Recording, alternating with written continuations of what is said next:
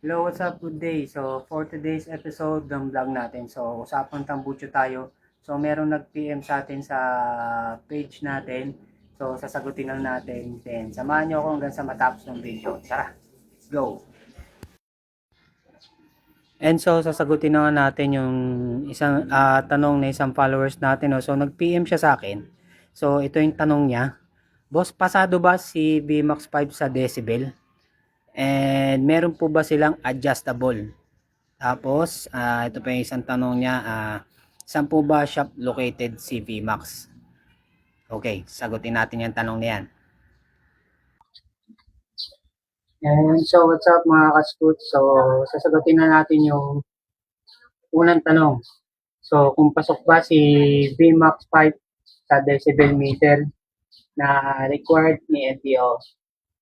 Yes po, pasok po si VMAX 5. So, kung magpapagawa kayo ng any services ni VMAX 5, so after yung magpagawa, after ng services na ginawa sa pipe nyo, so pwede kayong humingi ng certifications galing sa DTI na katibayan na sumunod sila sa rules and regulation na pinapatupad ni DTI.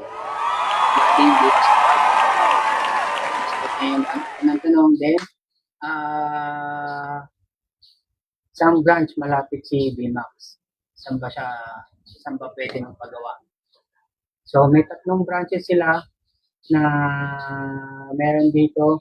So, kung saan kayo mas malapit, puntahan nyo lang. Meron sila sa Highway 2000, QC sa May Camias, and meron sila sa Pangasinan.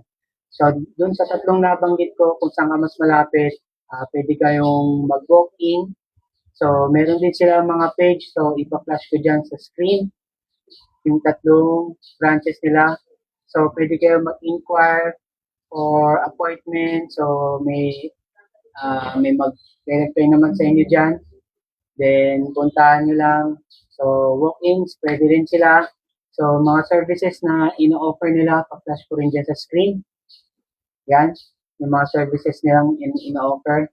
Then, so, sa mga services na ino-offer nila, so, kung meron kayong papagawang elbow, kung gusto nyo magpalagay ng bank sensor, and refiber, kalkal, so, kinikater din nila yon. So, punta lang kayo sa mga branches na tatlong binanggit ko, Highway 2000, Camias QC, and Pangasinan. So, yun, puntaan nila yung mga branches na yun. Open sila daily. So, sa Camias is hanggang Sunday open sila. Sa Highway 2000 hanggang Saturday wala sila. Monday to Saturday. Sunday wala sila. Close sila. Then, ganun din sa Pangasinan. So, regarding naman dito sa specs ng tambutso ko, so tara, pakita ko sa inyo. And so, punta naman tayo dito sa specs na pinagawa natin dito kay VMAX para dito sa Honda Beat natin. So makikita nyo, so mag-umpisa tayo sa elbow. So, si elbow natin is 28mm, magmula dun hanggang dun sa dulo ng exhaust hanggang palabas. Then, yung loob nito, yung screen nito is 32. Then, yung tip niya is 28.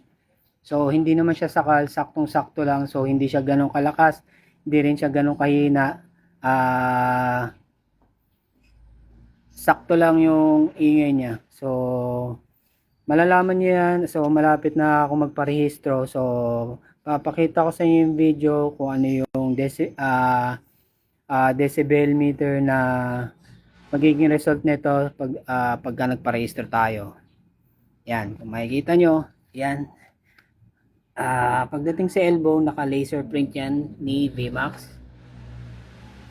And nagpalagay din tayo ng pangalan natin. So, Scoot GP. So, ayan. So, 300mm yung canister natin. So, sakto lang siya. Hindi ko siya masyado yung iba kasi medyo angat pa dito yung canister nila. Sa akin, sinakto ko lang para bumagay lang dito sa itsura ng motor natin. Yan. Tapos yung emblem niya is matte black. Yan. Then, so kung umabot ka rito sa dulo ng video na to, and maraming salamat, and please like and share this video. So maraming salamat, and hanggang sa next vlog, kita-kits tayo. So bigyan natin ng kapirasong montage. Going down, baddies all around, and I do it for the squad. We dropping buckets from the sky when we fall. Everybody eating, so there's money in the vault. And when that